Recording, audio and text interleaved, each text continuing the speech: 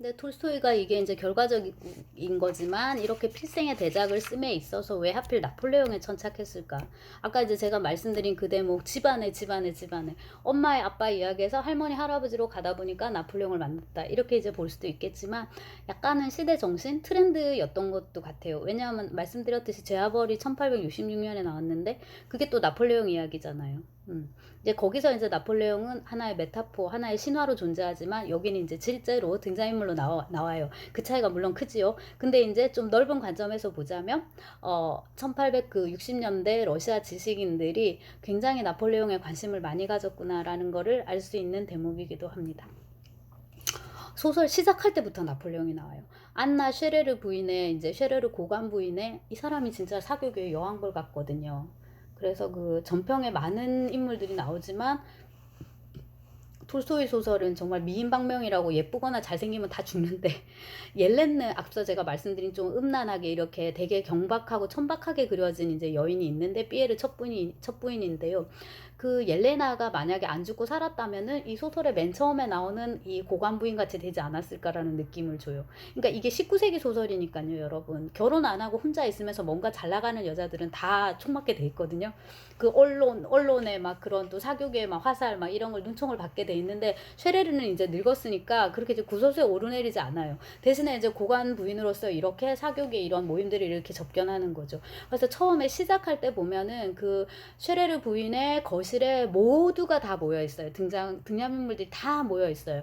삐에르는 지금 아버지가 아파가지고 오늘 내일 하고 있거든요. 끼릴백작이. 그래가지고 지금 와 있어요. 유럽에서 왔는데 사교계 룰을 몰라갖고 막 이렇게 어리버리하고 저 새끼 누구야 막 이렇게 말하지 않고 저 사람은 누구야 막 이런 식으로 이제 얘기를 하는 거고요. 그 다음에 이제 볼콘스키 공작 같은 경우는 지금 시골에 있는데 부인이랑 같이 또 페테르부르크에 와 있는 상황이에요. 여사 갖고 등장인물도 초반에 다 나옵니다. 근데 여기에 이제 모스크바의 그 귀족 사교계에서 가장 큰 화두가 되는 것이 나폴레옹입니다. 근데 이게 되게 재미가 있는 게 나폴레옹이 지금 프랑스가 적국이고 나폴레옹 프랑스인이잖아요. 물론 더 흡사하게 나폴레옹은 프랑스인이 아니라 프랑스의 식민지였던 조그만 섬 코르시카에서 이제 태어난 촌놈. 그게 이제 평소에 또 콤플렉스였겠지만 아무튼 이제 그렇긴 한데 여하튼 프랑스어로 가지고 프랑스인 나폴레옹을 욕을 해요. 근데 지들이 다 프랑스어로 얘기를 하면서 그리고 이제 이게 그 세르게이 본다르축이 찍은 그 전평 영화를 보면은 귀족들이 전부 프랑스어로 얘기를 하는데 세상에 자막도 안 달아줘요. 그러니까 니네들은 얘들이 프랑스어로 뭐라고 짓거릴지 굳이 몰라도 돼. 그냥 분위기를 알아두면 돼. 그냥 얘들은 다 이렇게 프랑스어로 얘기하고 있어. 이제 이런 거죠. 그래서 이제 웅얼웅얼 이제 되면서 이걸 이제 이야기를 합니다. 그리고 이게 원문에는 뭐냐면 다 불어예요, 여러분. 그래서 제가 이제 나중에 번역본을 마지막에 한번 소개를 해드릴 텐데 이거를 국내 번역에서는 아마 이제 편집자들끼리 그렇게 합의를 했겠지만 민음사판 보니까는 그냥 우리말로 싹 다 갈았던데 다 이게 프랑스어로 나간다는 걸 여러분들 꼭 아셔야 돼요. 이것도 전쟁과 평화의 특징 중에 가장 큰 특징 중에 하나인데 작가가 귀족이다 보니까 자기는 프랑스어가 하나도 눈에 거슬리지 않는 거예요. 그래서 막 불어로 쓰고 이제 독자들이 이거 어쩌라고 이렇게 다 불어로 썼냐고 이제 항의도 있고 하니까 자기도 러시아어로 쓰기는 해요. 이게 주석을 달아갖고 번역을 달아놨는데 번역이 1대1로 딱히 대응하지도 않아요. 이것도 왠지 아시겠죠, 여러분? 톨스토이는 기본적으로 이중언어 생활자 바이링구얼이기 때문에 지는 하나도 불편함이 없는 거야. 그러니까 프랑스어로 생각을 할 때는 프랑스어로 이렇게 쓰고요. 그거를 또 러시아어로 전환하면은 번역이라기보다는 번안에 가깝게 또 러시아어로 이렇게 자유롭게 말을 하고 이제 이런 거죠. 이런 작가여야만이 이런 소설을 쓸 수 있다는 거를 그 언어 사용에서 외국어 사용에서 이미 이제 우리가 보게 되는 거예요. 자, 그렇고 그래서 이제 여기서 프랑스어로 막 얘들이 떠들면서 이제 이 나폴레옹 얘기를 하는데 이 나폴레옹이 전쟁을 일으킴으로 해가지고 실제로 이제 소설 속에 등장을 하게 됩니다. 근데 되게 싫어해. 톨스토이가 나폴레옹을. 일단 되게 못생겼고 그 다음에 나이가 좀 이렇게 들어도 러시아까지 쳐들어올 정도면 나폴레옹이 되게 패기가 있고 좀 젊어 보였을 것 같거든요. 근데 되게 막 히스테릭한 그런 중년 남자로 뭐 꼰질꼰질하고 되게 외모도 볼품없고 막 그런 남자로 이제 묘사가 됩니다. 그러면서 되게 이기적이고 출세만 생각하고 막 이렇게 하나 읽어드릴게요. 자, 1812년 9월 2일 오전 10시 모스크바를 바라보면서 얘가 뭐라고 말을 하냐면 나폴레옹이 무수한 교회를 품은 이 아시아적인 도시 모스크바, 저들의 성스러운 모스크바 이렇게 외쳐요. 그러고서 속으로 적에게 점령당한 도시는 순결을 잃은 처녀 같다라고. 이게 3권의 635쪽입니다. 지금 제가 인용하는 거는 민음사 네, 판본입니다. 그리고 이제 제가 원문 참고해갖고 조금 고친 건 있지만 기본적으로 이제 저는 우리말로 읽었고요. 정평은. 자, 그러고서 이제 모스크바가 여왕벌을 잃은 벌집처럼 텅 비었구나. 이게 뭐냐? 정말 믿을 수 없는 일이다. 이렇게 생각한 다음에 나폴레옹이 연극의 대단원은 실패로 끝났다. 이제 이렇게 얘기를 하게 되죠.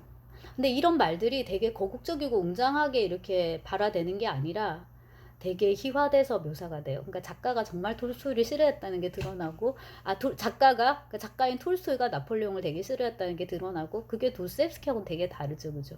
도스토옙스키는 이제 자기가 이렇게 올라가야 되는 처지였으니까 이런 식으로 올라간 이 나폴레옹에 대한 그런 게 되게 컸던 것 같은데, 네.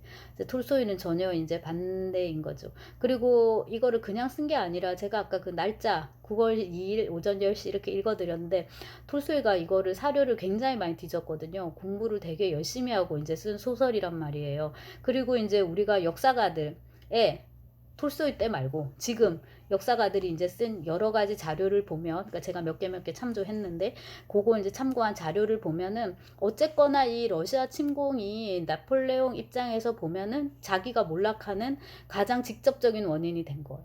아마 러시아만 안 왔어도 나폴레옹 그렇게 비참하게 망하지는 않았을 수 있는데, 여하튼 이제 이 러시아 침공이 나폴레옹의 몰락의 직접적인 원인이 되었으니까 그것을 생각한다면은 이 전쟁과 평화 자체는 나폴레옹 신화의 이제 희화라고, 그것을 위해서 쓰여졌다고 이제 볼 수가 있을 것 같고요. 나폴레옹에 대해서 쓴 부분이 되게 지루해요. 잘 안 읽혀요. 설명조라서 그런 것 같아요. 그냥 이제 역사서를 공부하고서 줄줄이 나열하듯이 이제 써버리니까 우리가 독자가 그냥 이거를 소설로 읽기에는 너무나도 재미없게 이제 이렇게 썼고, 그 다음에 이제 나폴레옹이 캐릭터로서 등장을 할 때는 하나도 예쁜 묘사가 없어요. 제가 몇 개 읽어드리겠습니다. 그는 자기 앞에 임박한 이 사건에 몹시 신경이 쓰여서 마음이 쓰여서 잠을 이룰 수 없었다. 밤에 습기로 코감기가 심해졌는데도 새벽 3시에 요란하게 코를 풀고 나서 막사의 큰 구역으로 나갔다. 이것도 조금 다르게 쓸 수도 있는 거잖아요. 이렇게 이제 힘든데 육체의 고통을 이제 극복하고 전쟁으로 투쟁 이렇게 간다, 이게 아니라 아우 그냥 꺼지지 이렇게 고생을 막 이런 식의 이제 느낌으로 뭐 몇 개 더 있는데 인용분이, 자, 머리와 가슴의 묵직함은 그 자신에게도 고통과 죽음의 가능성이 존재한다는 점을 일깨웠다. 이 순간 그는 스스로를 위해 모스크바도 승리도 명예도 원하지 않았다. 이 순간 바라는 것은 오직 휴식과 평안과 자유뿐이었다. 이제 3권의 505쪽, 아까 위에 건 3권의 441쪽. 이것도 이제 막 1, 200쪽에 걸쳐가지고 이렇게 나폴레옹 묘사를 하는데 이제 너무나도 이렇게 재미없게, 일단 이제 인물이 너무 예쁘지 않게 그려졌기 때문에 무슨 짓을 해도 다 꼴보기 싫은 거예요. 그래서 핵심은 뭐냐면, 톨스토이가 보기에 나폴레옹은 자기가 자기의 어떤 의지와 욕망과 이런 거에 따라서 전쟁을 일으켰다, 러시아로 쳐들어가고 이랬다고 생각을 하지만은 이거는 그냥 너의 상상이다라는 거고요. 그 세인트 헬레나의 회상록 요거 이제 참고해가지고 이제 톨스토이가 썼다고 하는데, 어쨌거나 이제 입장 자체가 이제 그렇다는 거고, 결과적으로 이제 망한 그 공격이었다라는 거죠.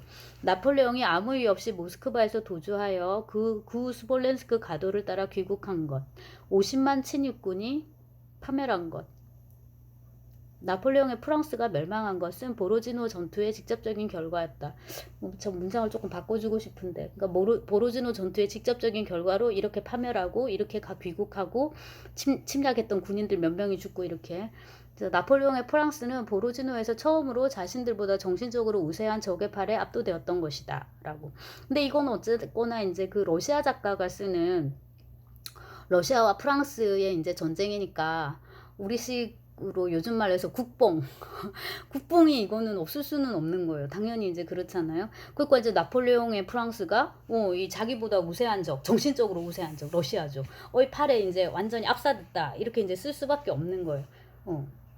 네. 그래서 그러면은 나폴레옹을 이렇게 그렸으면 반대로 러시아의 그 수장인 꾸투조프는 잘 그렸는가, 꾸투조프 쪽은 이제 그렇게 신비화돼 있는가, 이제 그거를 봐야 되는데, 아까 말씀드렸듯이 이제 황제가 알렉산드르 1세였습니다. 결론적으로 말하자면 꾸투조프도 그렇게 신화화돼 있지는 않아요. 근데 꾸투조프는 재밌게 잘 썼어요. 그러니까 이 경우에는 설명보다는, 요즘 설명충 이런 말 쓰잖아요. 설명조의 어떤 그런 이야기보다는 묘사가 많아요. 그러니까 꾸투조프는 그나마 나폴레옹보다는 소설 속 캐릭터, 인물로서 이제 그려져 있다라는 거죠. 그리고 이제 작가가 꾸투조프를 제시하는 방법은 이른바 톨스토이 특유의 낯설게 하기, 디퍼밀라이제이션인가 이제 그렇게 영어로는 이제 쓰는데요. Making strange 이렇게도 써서 그런 번역도 있고, 러시아어로는 아스트라니에니 스트란니가 러시아어로 이상한이거든요. 그래서 이상하게 하기, 낯설게 하기인데 이거를 이용하는 거죠. 이것도 막 말이 이렇게 어려워서 그렇지 뭐냐 하면은 꾸투조프라는 하나의 인물을 보여줌에 있어서 다양한 사람의 이제 시각을 동원하는 겁니다. 얘를 통해서 꾸투조프를 한번 묘사해주고, B를 통해서 또 한번 묘사해주고, 이제 이렇게 여러 다각도로 이제 묘사를 해주는데, 거기서 드러나는 이제 꾸투조프는 진짜 장군, 영웅, 뭐 아킬레스, 헥토르, 누가 있니? 네, 그런 이제 장군들이라기보다, 그런 막 신화 속의 그런 영웅, 장군이라기보다는 정말 그냥 인간, 노인 이런 거에 이제 가깝게 묘사가 됩니다. 그래서 1805년 전쟁 중에 군사회의 하는 장면인데, 톨스토이 소설 웃긴 장면 참 잘 없거든요. 근데 여기 전쟁과 평화에서 제일 웃긴 이제 장면 중에 하나고, 그 안나 까레니나에서는 누구야? 까레닌이 이혼 상담할 때 변호사랑 이렇게 막 진지하게 얘기를 하는데 파리가 날아다니든가 그렇거든요.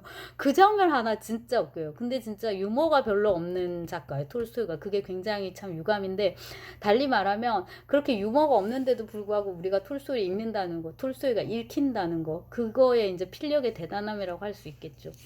자, 읽겠습니다. 그래요, 그래, 부탁합니다. 그러지 않으면 늦어요. 그는 중얼거렸다. 그리고 고개를 끄덕이더니 머리를 툭 떨어뜨리고는 다시 눈을 감았다. 이때 그는 이제 꾸투조프입니다. 처음에 군사회의 의원들은 꾸투조프가 자는 척하는 것으로 생각했을지 모른다. 그렇지만 이후 낭독이 이어지는 동안 코에서 난 소리는 다음과 같은 사실을 입증했다.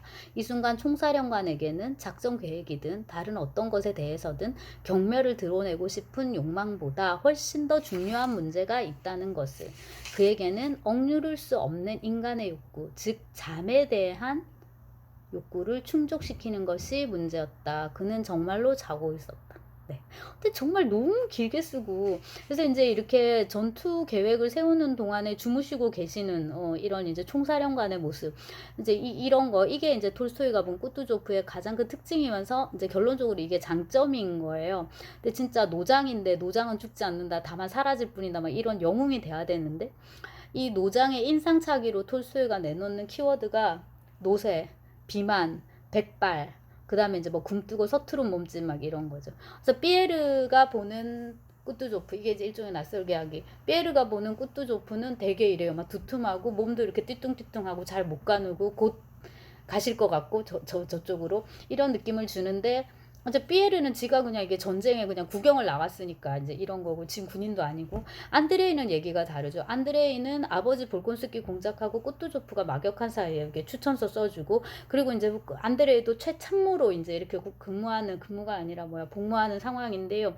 그 안드레이는 꾸투조프의 그런 정신력에 이제 집중을 하죠. 사건을 종합하는 사건을 종합하거나 이렇게 논리적으로 따지는 그런 능력보다도 조용히 사건이 어떻게 흘러가나 그거를 관주하는 능력, 그리고 이제 결단의 시기가 왔을 때 직관적으로 결단을 이제 내리는 능력, 과감하게 그런 것들에 이제 조금 더 집중하게 되고, 그 다음에 무엇보다도 인내, 이런 것들이죠. 그리고 이제 그 꾸투조프의 역사관인데, 사과는 익으면 스스로 떨어진다. 설익은 사과를 따면 사과와 나무도 망치고 그것을 따서 먹는 사람의 이도 흔들리게 된다. 이런 식의 이제 역사관. 근데 이게 다 좋은데, 이 아포리즘이 이게 다 꾸투조프가 자고 있는 거랑 같이 묘사가 된다는 거. 그래서 이렇게 항상 밤잠을 잘 못 자니까 낮에 또 많이 자요. 어르신이니까. 그 다음에 꾸투조프가 뚱뚱해가지고 뱃살이 이게 허벅지에 이렇게 걸쳐져 있다. 이런 식의 묘사가 나오거든요. 그것도 되게 생생하고 이제 재미있는 대목이고. 자, 사과는 언제 익어서 떨어지는가? 왜 떨어지는가?